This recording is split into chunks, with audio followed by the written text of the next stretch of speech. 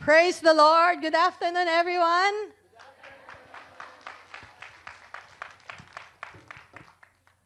Welcome sa ating bagong series ngayong month of July. Nakakalahating taon na tayo, guys. Hindi niyo ba nararamdaman ang bilis ng panahon? Batiin niyo nga muna yung mga katabi niyo para kayo na-stuck up na naman sa mga itsura ninyo. Parang na-stiff na naman kayo. Basang-basa ko talaga mga mukha ninyo dyan.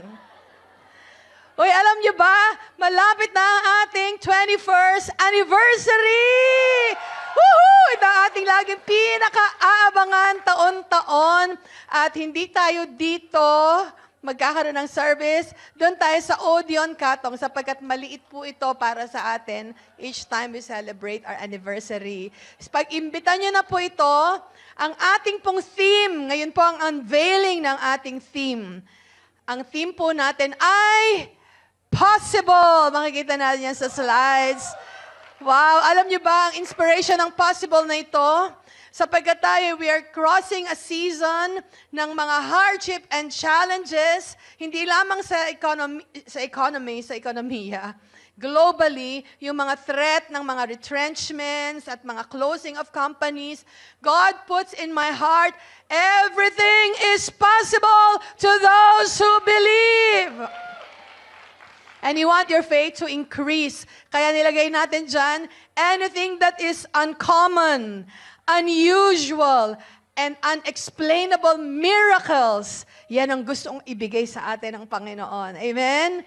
We will counterattack the challenges that this world is facing by receiving what God has promised us. At ito ang pangako sa atin ng Diyos. Tatawirin natin, everything is possible. Kaya bundok yan, nagre-represent yan ng mga problema, ng mga hirap, mahirap akyatin, abutin ng mga pangarap, mahirap, mataas, matayog.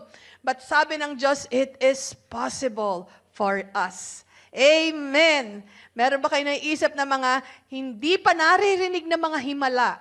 Maririnig na natin sila through this church. Amen. Praise the Lord. Kaya ang napili ko po this July is anything that will build our faith hanggang sa matunton natin o matungtong natin ang ating anniversary month, which is next month. So, I chose this topic about the divine helper. Sabihin nyo nga, divine helper. Baka sabihin nyo, domestic helper. Yan ang ating master na master.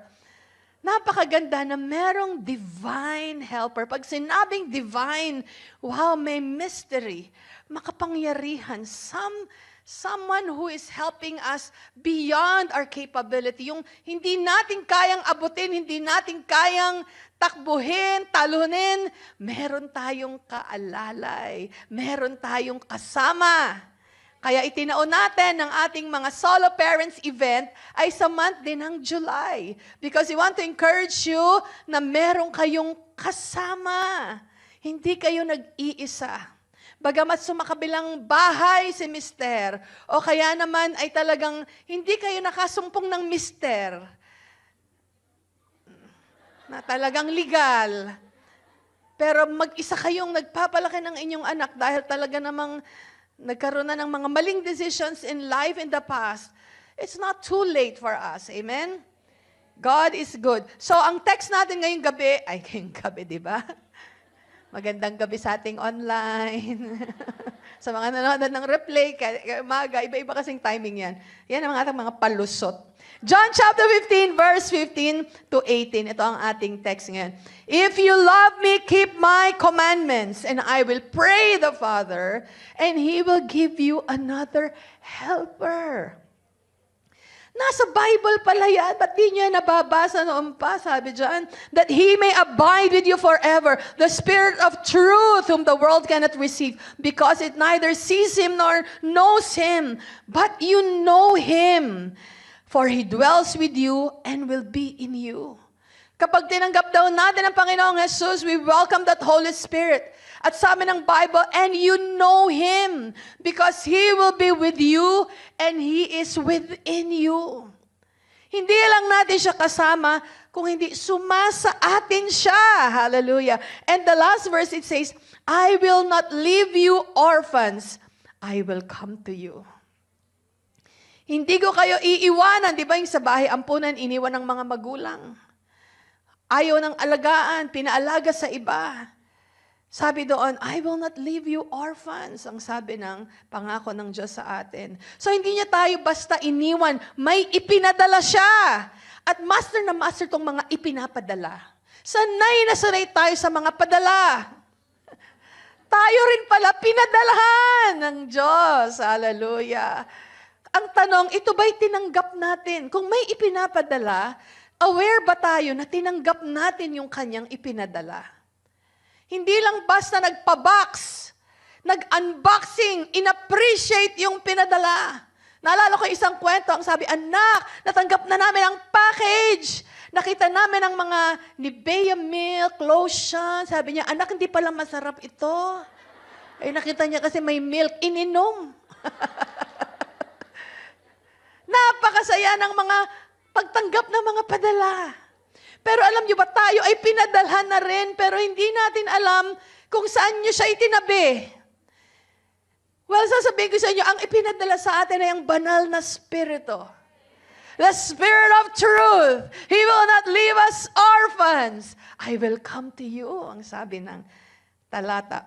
Ang background ng John chapter 15, verse 26, ay si Jesus nagsalita ng mga salitang ito sa final moments with His disciples, bago siya dalhin sa krus.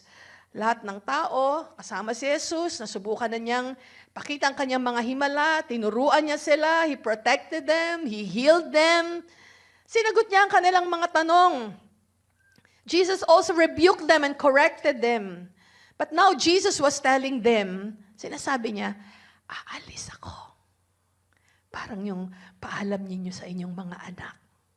Anak, aalis si mama ha. Pero hindi kita iiwang mag-isa. Andyan ang lola mo. Andyan ang tiyahin mo.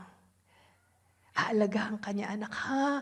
Nanay. Naalala ko nung umalis ang nanay ko papuntang Saudi Arabia. Maliit pa ako nun, anak, magtatrabaho. Ang nanay ninyo. 10 years old ako nun. Ang unang hatid ko sa airport, talaga namang ang iyak ko. Kaya naalala ko yung mga anak na iniiwan ng nanay pag mag-a-abroad. Huwag kayong mag-alala, sa unang mga taon lang yon. Nung natumatanggap na kami ng padala, ang saya-saya na namin. Sinasabi namin, kailan ka ulit aalis, ma? Maliit pa yun si Kish. Pamangking ko. Si Hannah din, maliit pa. Tumatanggap kami kahong-kahong mga padala mula sa nanay ko. May cellphone, may mga alahas. Sabi ko, wow, ang dami naman ito. Tuwang-tuwa kaming darating siya at aalis siya.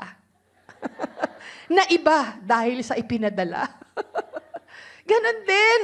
Sabi ni Jesus, aalis ako, pero may iiwan ako sa inyo.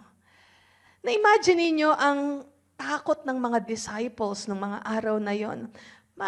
Marahil maririnig natin sinasabi nila, Lord, paano na kami? Sino na yung tatakbuhan namin?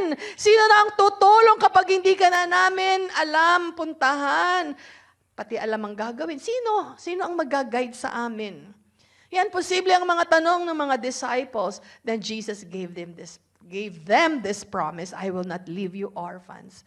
I will come to you. So He was saying, I am sending someone to stay with you forever. Nakalagay yan sa verse. I'm sending someone, hindi something. I will send you someone who will stay with you forever. Alam niyo ba na ang tinanggap natin is staying with us nang walang expiry date, forever.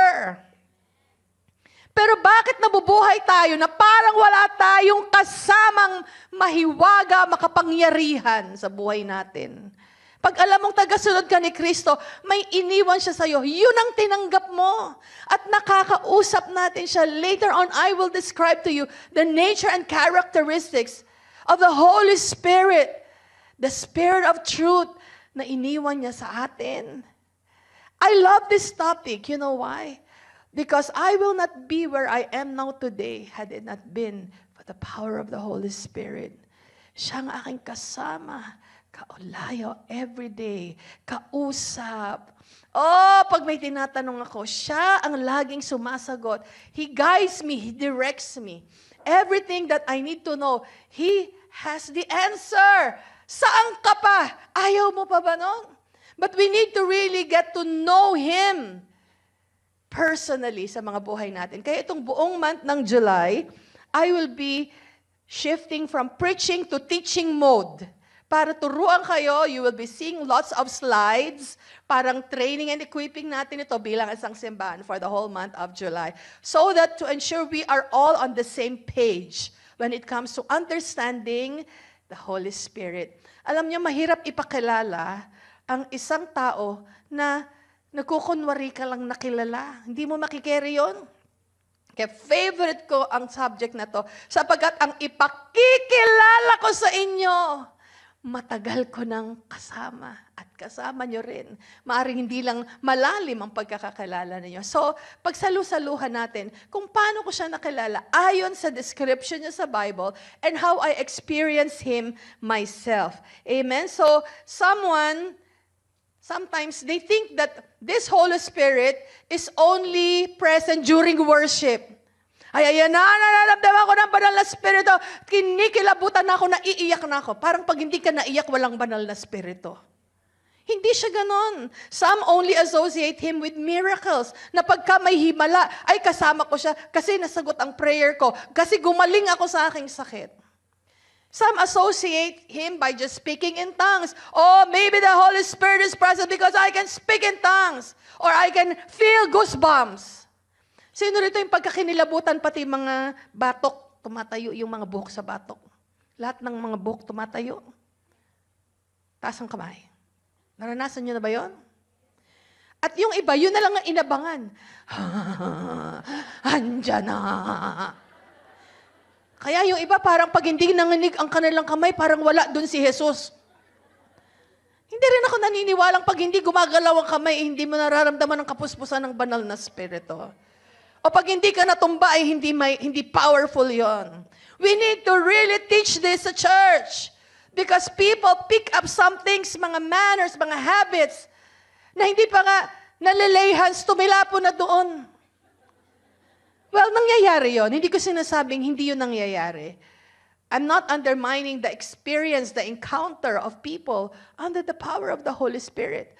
I've laid hands on people na hindi pa nga naglalanding sa ulo nila, ay para na silang nakuryente na yung kanilang kamay sinuksok nila doon sa saksakan. Zzz. Meron din naman, pinagpe-pray na nung nasa linya, gusto nang lumuhod sa harapan. PH, tumayo ka. May liwanag sa likod mo, PH.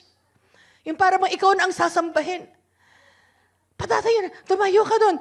Lalayasan ko yun. Diyan ka, lumuhod ka dyan. Tapos pe-pray na ako sa next.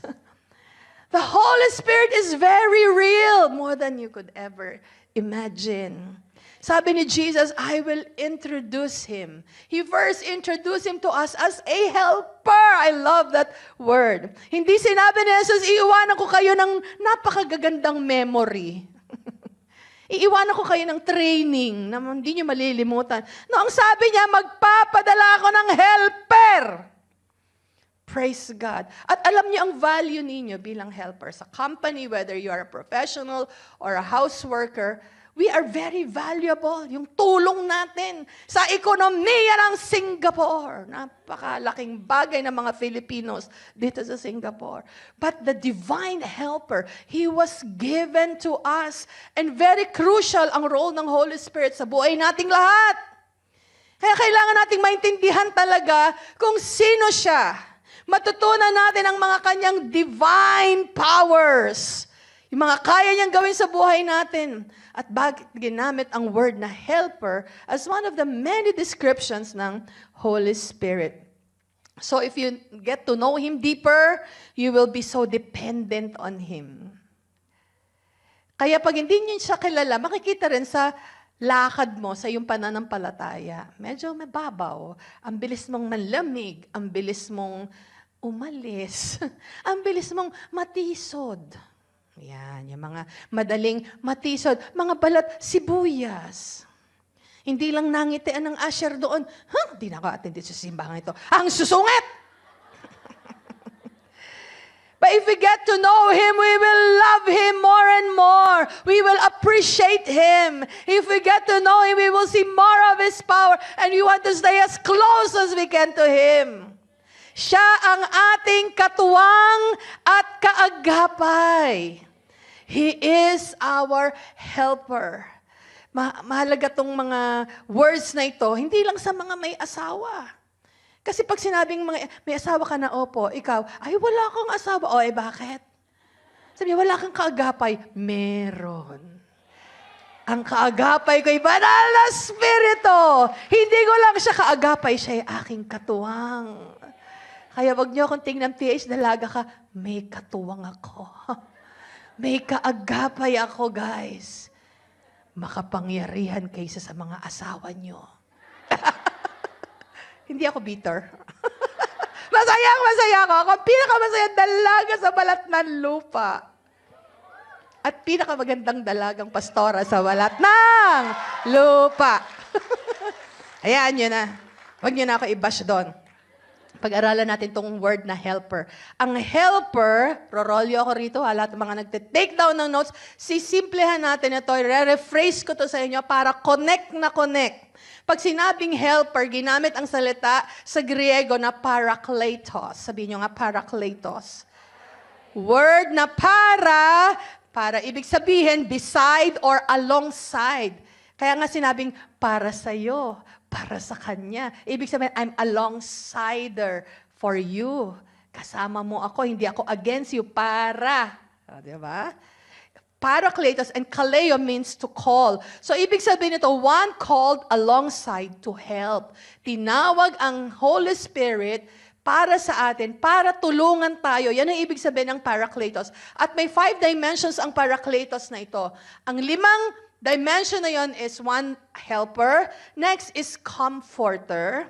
Next is counselor. Ibig sabihin din niya ay advocate. Ibig sabihin din niya ay encourager. Yan ang iba-ibang mukha ng helper. At ano ibig sabihin ng comforter? Ang comfort sa Bible ay hindi lang pagpapagaan ng pakiramdam. Ay, pinagaan niya yung pakiramdam ko. Praise the Lord. Thank you, Holy Spirit. Hindi lang pa sa gumaan ang pakiramdam mo, ito yung pagbibigay sa atin ng lakas para magpatuloy. Para ituloy mo pang laban at hindi ka sumuko. Anong sabi ng 2 Corinthians chapter 1, verses 3 to 4? The God of all comfort, who comforts us in all our troubles.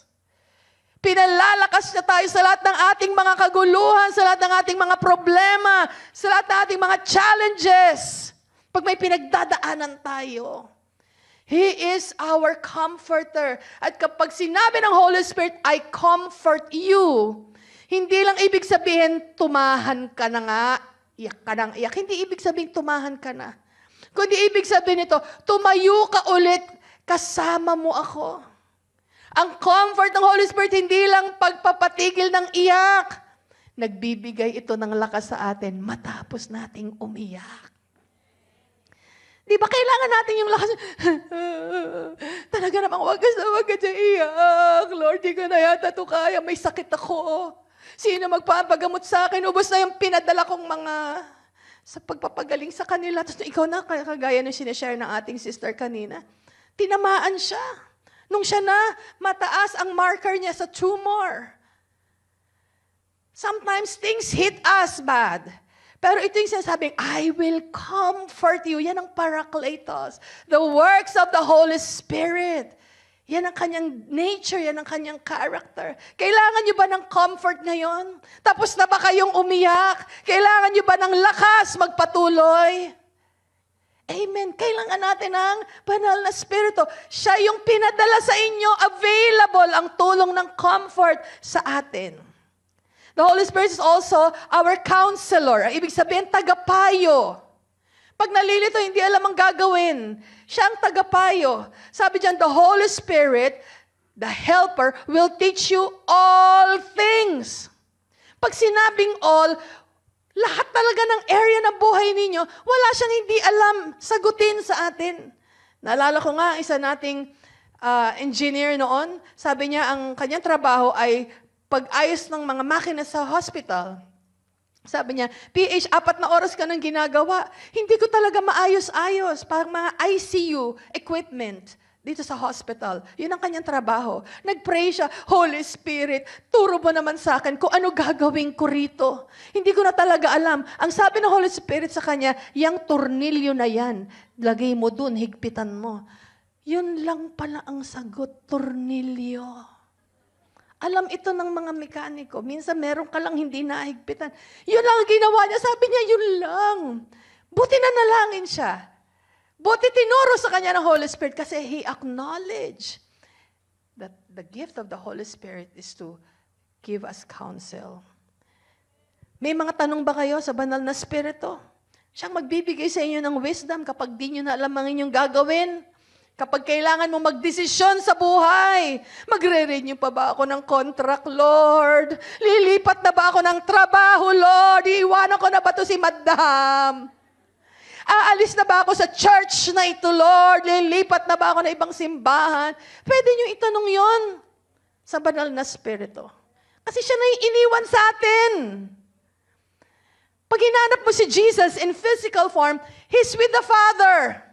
Kaya sabi niya, aalis ako. Nandun na siya kasama ng Diyos Ama.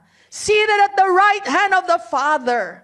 So who is with us? The Holy Spirit. So we talk to the Holy Spirit. Huwag kang maghanap lagi ng may nakikita, may pinupunasan, may sinisindihan, may inaalayan ng bulaklak. Because what He has given to us, hindi nakikita, mystery. He is with us. He is not a force. He is not an energy. He is not an electric power. He is a person, the person of Jesus through His Holy Spirit. Mag-sink in sa ating lahat yan.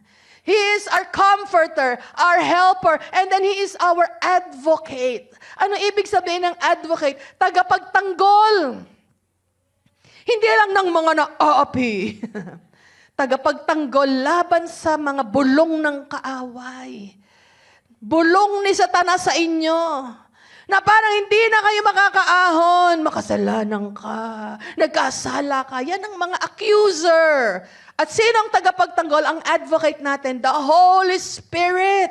Sabi sa Romans chapter 8 verse 16, the Spirit Himself bears witness with our spirit that we are children of God. Siya ang magpapatotoo sa atin, anak ka ng Diyos. Tumindig ka, huwag ka manghina sa mga kasinungalingan ng kaaway sa iyo.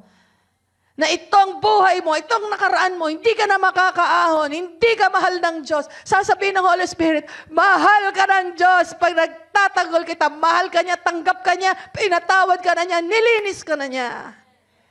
Amen? Palakpakan natin ng Diyos. Yan ang mga balitang kailangan nating marinig. Sapagkat ang tao, hindi niya alam ang kanyang pag-usad. Hindi niya alam paano mag-move on for every sin that he or she committed. Nang hihina, hindi ako maririnig ni Lord, nagkasala ko. Naku, hindi ako maririnig ni Lord, marami akong pinanood na pangit. Sasabihin na naman, iba, patuloy pa rin ako sa kasalanan ko, hindi ko ma-give up, give up. Hindi ako mahal ng Diyos. Minahal tayo ng Diyos nang walang kondisyon. Kasi kung may kondisyon ang pagmamahal ng Diyos, walang makakapasa sa atin kahit isa. Kaya dapat tanggapin natin, Lord, salamat, mahal mo ako. Lalapit ako sa iyo. Tinatanggap ko ang kapangyarihan, ang kapatawaran at paglilinis ng iyong banal na dugo. Every day we need to remind ourselves that we are accepted, that we are forgiven, that we are cleansed by God. Kasi dyan tayo manghihina. Pag inalaw mo sa sarili mo, na ikaw ay condemned. We have an advocate. We have the Holy Spirit, tagapagtanggol. Yan ang Parakletos, ginagamit sa mga legal setting. Isang taong tatayo sa tabi upang ipagtanggol ka. Ang saya nun. Di ba pagka may tagapagtanggol ka, tapos powerful yung tagapagtanggol mo, ang yabang ng tayo mo, di ba? Meron akong kakampi. May kasama ako, wag niyo akong api-apihin. Ganon. Yan ang posture ko over the years that I came to know the Lord Jesus. Laging lumalakas ang loob ko dahil sa Holy Spirit. He whispers to me. He speaks to me. I speak back to Him. He loves me. I love Him back. Kaya hindi ko na naisip mag-asawa. Kasi baka hindi ako sumaya. Masayang-masaya na ako sa buhay ko ngayon. Because of the Holy Spirit. He's my everything. He's my all. I surrendered my life to Him and my life was never the same. Walang kulang sa akin. Walang kulang sa inyo kung solo parent kayo. Walang kulang sa inyo kung dalaga o binata kayo. You understand what I'm saying? The Holy Spirit fills us. He completes us. He ministers to us day after day. He is our advocate. Praise the Lord. Kaya pag may nagsasabing, failure ka, di ka mahal ng Diyos, wala ka ng pag-asa, ang Holy Spirit ang magpapatotoo sa atin. Tinubos ka na. May purpose ka. Mahal ka. Sabihin mo sa katabi mo, mahal ka. Huwag kang umarte, sabihin mo. Arte-arte, sabihin mo ganyan. And then, ang isa pang dimension ng Parakletos is, He's our encourager. Ano ba yung encourager? Nagpapalakas. Hindi lang siya kasama, binibigyan niya tayo ng kakayahan. Hallelujah. Anong sabi si Zechariah? It's not by might nor by power, but by the Spirit, says the Lord. Siya ang ating tagapagpalakas. Taga-cheer. Alam niyo yung Parakletos, parang ginagamit sa mga Roman army. Pagka mga sundalo, may laban sila. Minsan napapagod sa labanan, marcha-marcha, habang ang camera palayo-palayo, lalayo ako sa stage, sa pulpito. Tapos meron kayong imaginary na Parakletos. Sasabihin sa'yo, Pastor Henry, tumayo ka. Marcha ka rito, sabayan mo ko dyan ka lang sa baba, sa baba. Marcha, marcha. Kaya mo yan, Pastor Henry. Huwag kang susuko. Hindi ka mag-give up. Yan ang Parakletos. Taga-bulong, taga-cheer, taga-encourage. Babalikan na rito ulit. Huwag kang susuko. Huwag mong titingnan yung mga umapi sa'yo. Tumayo ka. Magpakalakas ka. May purpose ka. Yan. Malinaw ba yon? Yan ang encourager. That is the Holy Spirit in us. Napakaganda ng iniwan sa atin. Hindi lang nagpapalakas sa atin, nagko-comfort sa atin. Marami siyang kayang gawin sa buhay natin. At tingnan natin yung characteristics, the person of the Holy Spirit. Papasadahan natin ito kasi teaching ito eh. Number 1, He has a will. May sarili siyang pagpapasya. May sarili siyang kalooban. Ang isa at parehong Espiritu ang gumagawa ng lahat ng ito, ang sabi ng 1 Corinthians. Ibinigay niya ang mga kaloob ayon sa kanyang sariling kalooban. May kalooban ng banal na Espiritu. Siyang mamimili. Ibibigay ko sa iyo ang regalong ito. Ibibigay ko sa iyo ang regalong ito. Magkaiba kayo ayon sa aking pagpapasya. Yan ang pagpapasya ng Holy Spirit. Kaya hindi pwedeng magkumparahanan. Sabi dan, as He wills, yung intention ng kanyang decision, His purposeful desire, na ibig sabihin yan, deliberate choice ng Holy Spirit. Hindi siya automatic force na tayo ang magkocontrol sa Kanya. Ibigay mo to sa akin. Ito ang gusto ko. Gawin mo to para sa akin. Hindi siya parang tayo ang taga-control sa Kanya. Siya ay may sariling layunin at plano. Hindi natin siya pwedeng manipulahin. Hindi siya utusan, bagamat siya'y helper. Nakuha niyo ibig sabihin, magkaiba yon. He has a will, ayon sa kanyang pagpapasya, pero hindi siya natin utusan. Amen. So maraming mga OFW sa atin, may sarili tayong plano. Mag-iipon ako, tutulong ako sa pamilya. Plano yon, magandang plano. Magpapaganda tayo ng ating kinabukasan, makaalwa lahat. Pero alam niyo ba, mahalaga na isinusuko natin ang planong yon sa Holy Spirit. Ito ang plano ko, pero Lord, kung ano ang plano mo mas maganda, tulungan ako ng banal na Espiritu. So hindi ka lang pinadala ng Diyos sa Singapore para lang kumita. Alamin mo, bakit ka dinala dito? Anong layunin niya sa'yo? Ano ang kalooban niya sa'yo? Bakit ka napunta rito? Kasi pag hindi mo yun matunton, Wala ka pang 1 taon, gusto mo nang umuwi. Kahit marami pang bayaring utang, nalilimutan na lahat ng mga commitments. Ayoko na, hindi ko gusto yung kinakain ni Madam. Bawal pala dito ang baboy sa bahay na to. Dahil sa ulam, gumib up ka na. Parang gusto mo nang lumipat ng amo. Number 2, he has a mind. Hindi lang siya may sariling kalooban, meron din siyang isipan. Ang Holy Spirit may divine intelligence. Sabi ng Bible, siya ang sumisiyasat ng puso at nakakaalam ng kaisipan ng Espiritu. Napakaganda. Gusto natin AI, di ba? Artificial intelligence lang yon. Ang AI can give us information, but the Holy Spirit can give us revelation. Hindi ito mga artificial intelligence. Minsan nasa kusina ako, kausap ko ang Holy Spirit, sabi ko, naku, paano ba yan? Itong AI na to, hindi ka na makakatch up. Sabi ko, ang information kabi-kabila. Alam niyo ang sabi ng Holy Spirit sa akin? Yes, but AI cannot replicate the anointing. Magtitimpla ako ng kape, narinig ko yun. Sabi ko, ang ganda nun na. Tama ka, sabi ko sa kanya. AI cannot replicate the anointing, the power that someone carries. Pareho kayo ng information na sinasabi, pero magkakaiba ang rehistro sa tao. Because of the anointing, AI cannot give you that anointing. Only the Holy Spirit can anoint you. He has a mind. And then He is powerful. Makapangyarihan.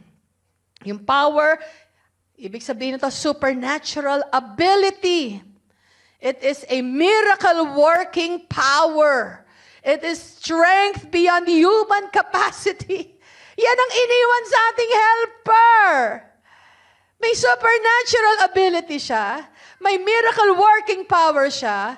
Yung strength beyond our human capacity. Yung hindi ka na makatayo dahil sa dami mong nilabhan o sa dami mong nilinis dahil may pa-party, sa daming mga quotas na kailangan maabot o deadline sa opisina, sa mga negosyo niyong pang-abot na yung mga bayarin at mga hindi ka na maka-cope up, ang Holy Spirit may supernatural power. Yung strength niya sa atin beyond human understanding, beyond human capacity. At dito nang galing ang word na dynamite power. Wow. The dunamis power. You shall receive power when the Holy Spirit comes upon you. Yan ang sinasabi sa book of Acts. And this is the dunamis, the dynamite. Pero ninyo, dinamitang klase ng kapangyarihan. You are a dynamite. You are powerful. Why are you powerful? Because the Holy Spirit inside you is powerful. Kaya pag tumindig ka sa umaga, ay may masakit sa balakang, may masakit sa liig, sakit-sakit na ulo mo. Hallelujah! The same Spirit that raised Jesus from the dead, He dwells in me and He will quicken this mortal body. Hallelujah! Pag tayo, i-claim mo yon. Holy Spirit, thank you. Empower me today. Strengthen me today. Thank you, Jesus. I commit this day.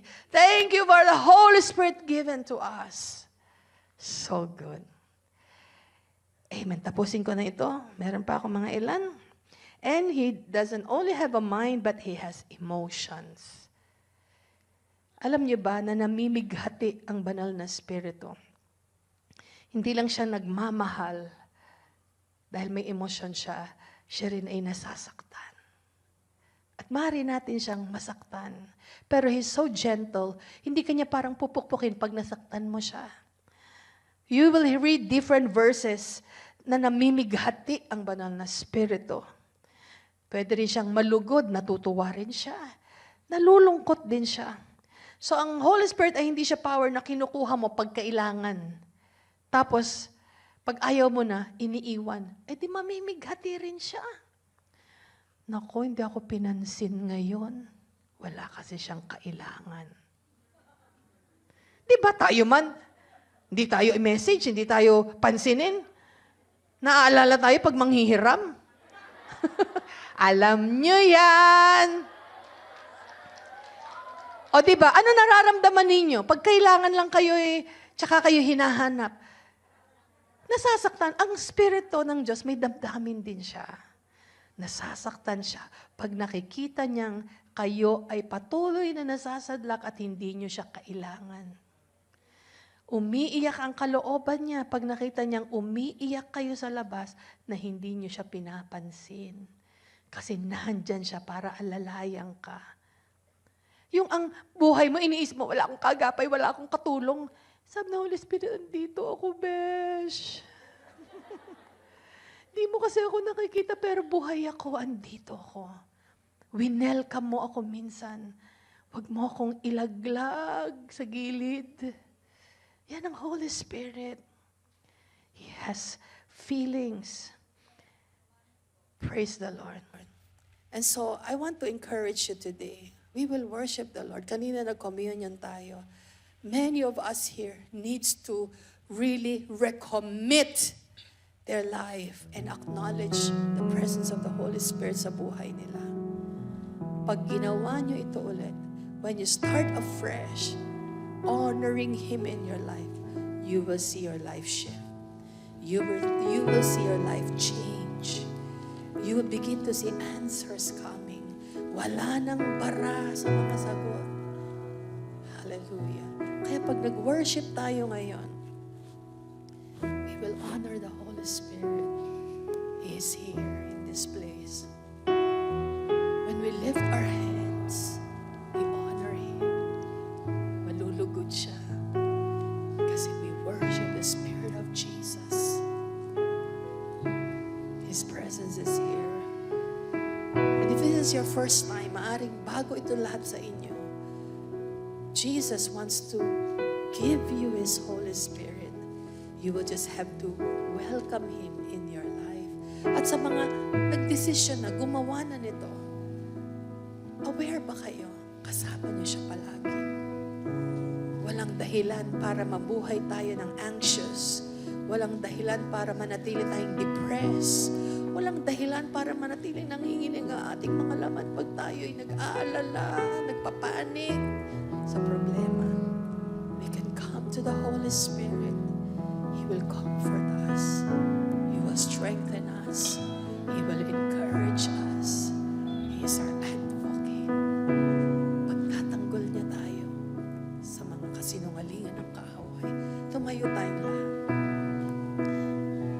If this is your first time, I will pray for you first, and then sa ating mga nanonood din online, you might be tagged sa ating pong online service ngayon. This is your chance. Try the Holy Spirit. Taas niyo nga po ang kanyang kamay sa mga first time. This is your first time. You want to surrender your life to Jesus. I will lead a prayer for you. Sundan niyo ang panalangin ito, ganun din sa ating mga online viewers. Panginoong Jesus, salamat sa iyong banal na Espiritu. Salamat sa iyong banal na Espiritu. Pinadala sa amin. Salamat sa kapatawaran ng kasalanan. Salamat sa kapatawaran ng kasalanan. Nagsisisi ako, Panginoon, sa aking Panginoon, mga ginawa. sa aking mga ginawa. Magmula ngayon, ikaw ngayon, nang maging sentro ng buhay ko. ikaw na maging sentro. Sinusuko ko ang aking buhay sa iyo, Sinusuko Panginoong ang aking buhay Jesus. sa iyo, Panginoong Jesus. Banal na Espiritu, pumasok ka sa aking puso. Banal na Espiritu, pumasok ka sa aking I puso. receive you in my life. I receive you in my life. Amen. If you have prayed that prayer, I believe God takes you seriously. Huwag lumipas ang isang araw na para kang nabubuhay na ikaw lang mag-isa. Madaling mabuhay sa abroad, tago sa pamilya. Pero kahit kailan, hindi ka makakapagtago sa Holy Spirit. Tanaw niya lahat. Alam niyang lahat. Kita niyang lahat ang lakad natin. It's not for you to feel condemned, but to understand He is with us.